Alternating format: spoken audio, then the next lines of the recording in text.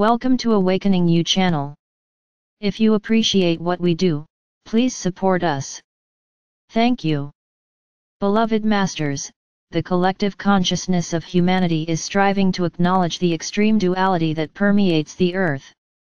Each and every person, at some level, is fighting the battle to attain greater self-awareness, which must include embracing both the light and shadow side of self while endeavoring to return to an accepted range of duality and polarity. Each of you must recognize and claim your shadow side, your symbolic demons within, so that they, too, may embrace the light of transformation. Human suffering is the result of rigid thinking, a sense of superiority and judgment of others, which lead to separation rather than unity and tolerance for opposing viewpoints. Can you accept the premise that your negative thought forms are also seeking release? They are rising to the surface of your consciousness, seeking illumination and truth, just as you are. You must take responsibility for what you create, moment to moment. Negative thoughts and actions result in distorted creations and chaos.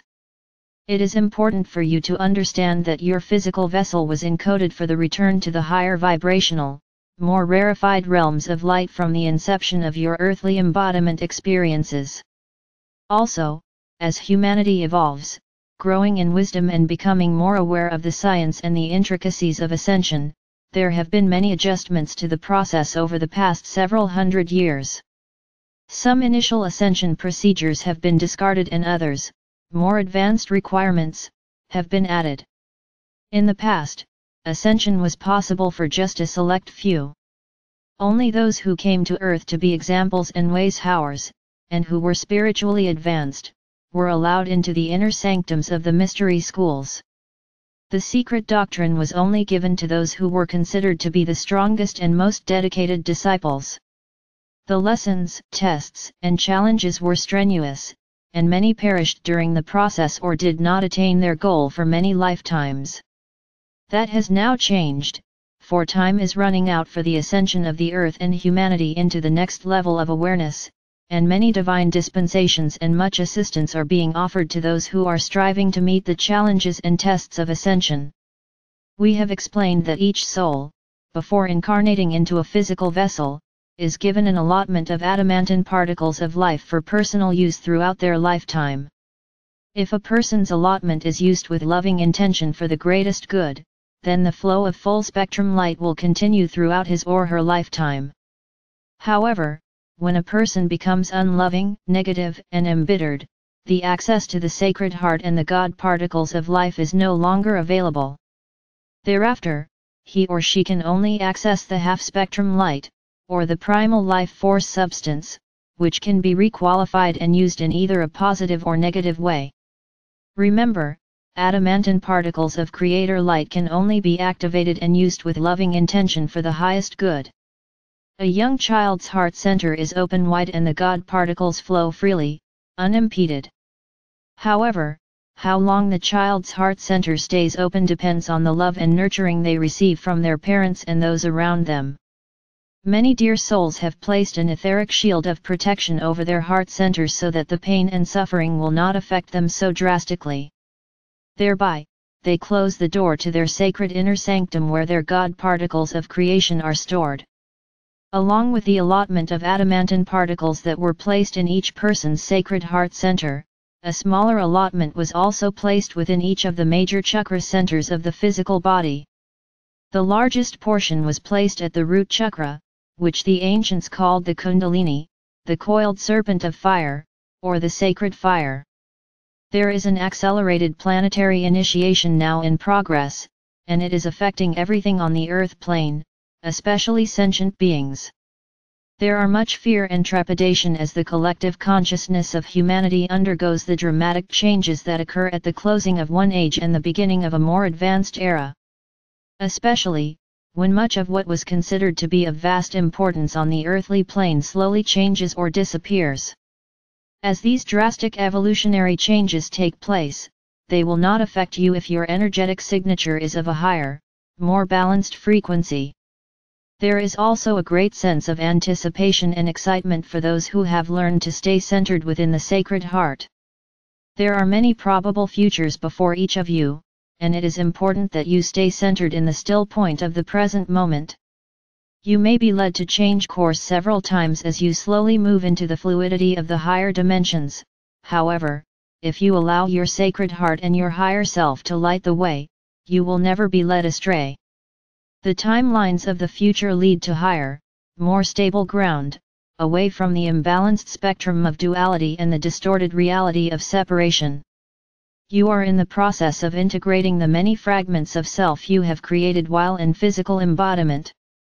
In preparation for a reunion with the many facets of your soul family, both on the earth and in the many dimensions throughout the solar system and galaxy, and eventually throughout this sub-universe and beyond.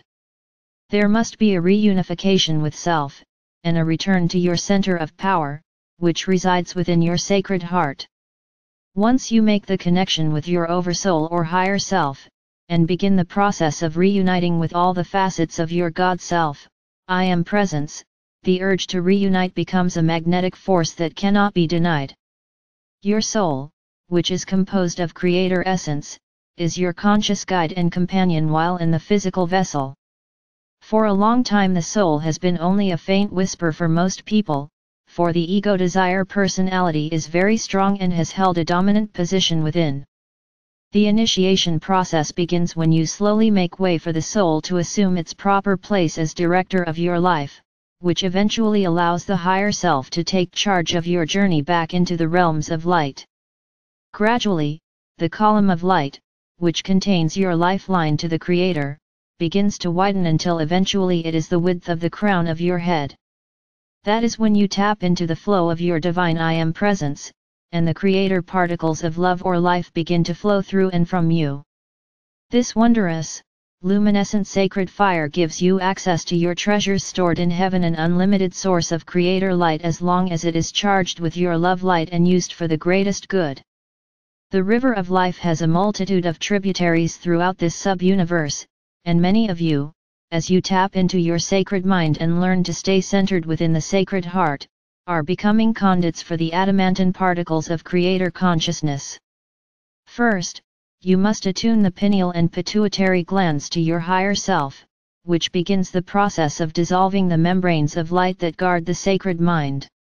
Your sacred mind makes the connection with your sacred heart, and once the activated adamantine particles of God consciousness begin to flow from the sacred heart to the sacred mind, the process of illumination accelerates.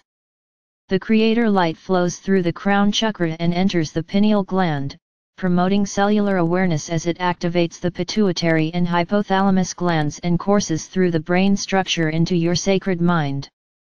It then flows down into the sacred heart where the particles of Creator light are further activated through your loving intention. These activated God particles of light are now ready to assist you in creating anything you desire as long as your intention is for the greatest good.